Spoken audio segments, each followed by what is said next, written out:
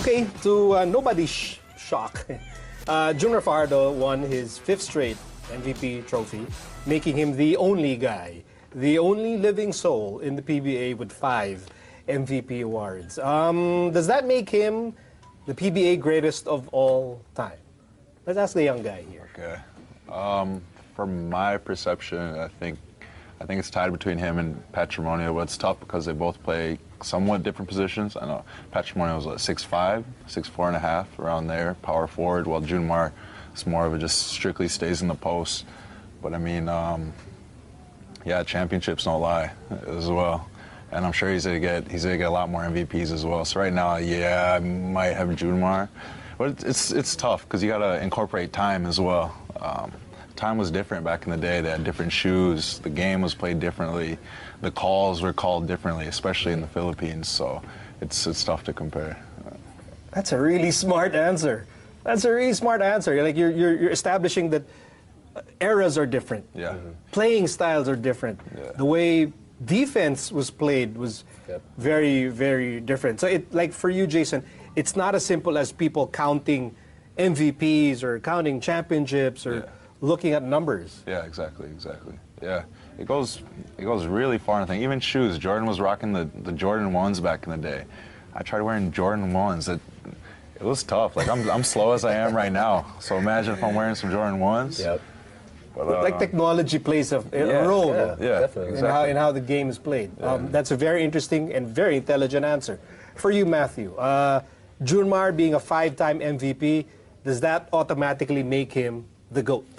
Being a 5-time MVP is not what makes Junmar the best player of all time. I personally believe if the world ended today, he would be the best in PBA because, one, he is 6'10".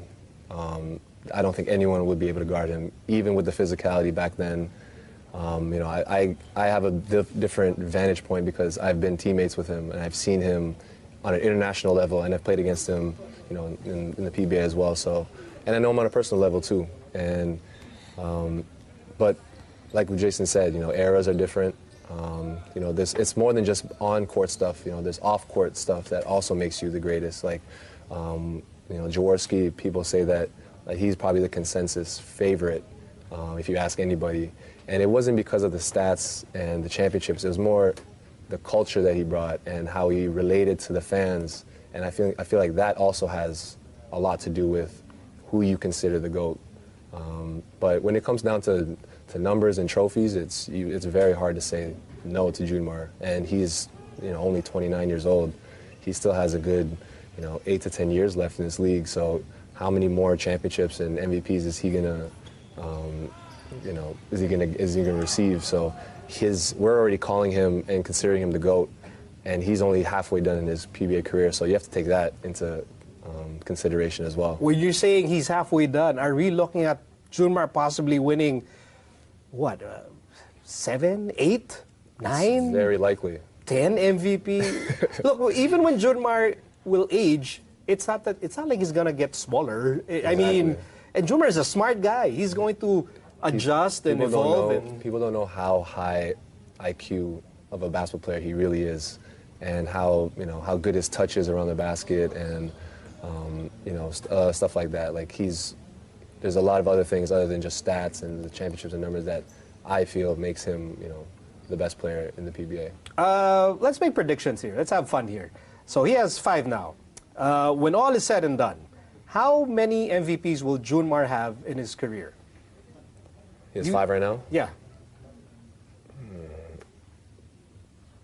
I'm going to say 8.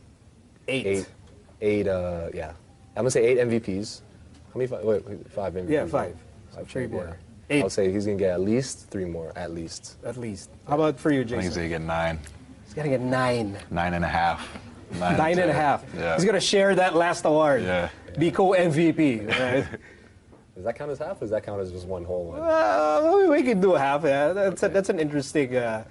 9.5. 9.5. But you're coming from a point of view because you actually played with Junmar on Gilas. Yep. So you've gotten to know him, and you might feel a little guilty if you have to give him like a chop on the arm. Sometimes. I'm sorry, pare, it's just work. Jason, do you know Junmar personally? You know, actually, I never really talked to him personally. He'll say hi to me, but where I really talked to him for my first time was when Call of Duty came out. we made a little squadron together. It was like, I think it was like me, Von Pestimal, Justin Chua, and Greg. There's a whole gamer society in the PBA, man. Junmar is good. Big time gamer. He's pretty good on the sticks. Oh, yeah. He might even be better at Dota. So you're like video game friends. Yeah. You're not even like real life friends. Yeah. I mean, Do you play Dota? Oh yeah. Oh my gosh. gosh. Yeah. Junmar's. I'm not on Junmar and Greg's level though, but I mean, I'm around there. I'm getting there. So can Junmar be the Dota GOAT of the Philippines?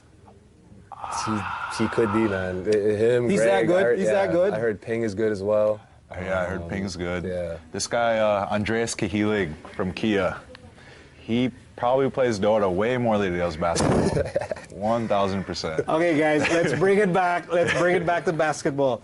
Will you feel guilty having Junmar as your video game friend if Coach Louis Alas tells you, Jason, you have to give a hard foul? We got to send him to the line. Don't give him easy points. And you have to like give him like a chop on the arm and really make him feel it, because if not, he's gonna get an N1. Yeah. Are you gonna feel guilty doing that? I mean, that's tough to say, because there's a balance of being kind to someone and there's a balance of wanting to win. But I think giving a hard foul to someone is a sign of respect as well, knowing that you see them as a threat and you don't want them to continue what they're doing. So. Okay.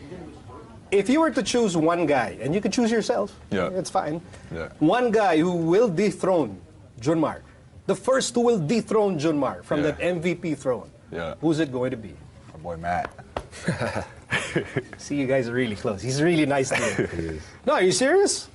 You have to be serious. Matt's coming up. That's good. Then justify your answer. Why will Matthew Wright, because this is going to be the title on the YouTube video. Yeah. Perkins. Matthew Wright to dethrone Junmar. I think, but this year I think it was a close one, and next year I believe it's a close one with Stanley. Stanley's a killer on the court. He's cold-blooded. He's cold-blooded. I've seen it firsthand. It's hard to get to him on the court. He's fast. He has it all. I think Stanley might give him a tough time, but I mean, if Junmar stays healthy, I mean, it's. That's hard to do. Like Matt said, he's 6'12". That's 6'12". That's tough to stop. That's not even correct, but I'm going to agree with it. What about you, Matthew? You can choose yourself if you want. I believe that Stanley is going to be the next one to dethrone him, because of one, he is just a pure basketball player, pure scorer. I don't think anyone in the PBA can move like that.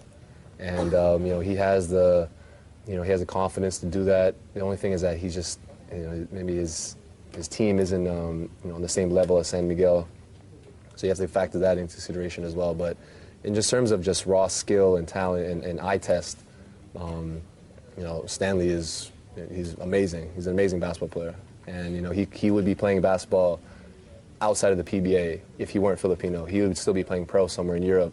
So. He is a true consummate professional. We'll be right back. Our conversation with Jason Perkins and Matthew Wright continues here on The Score.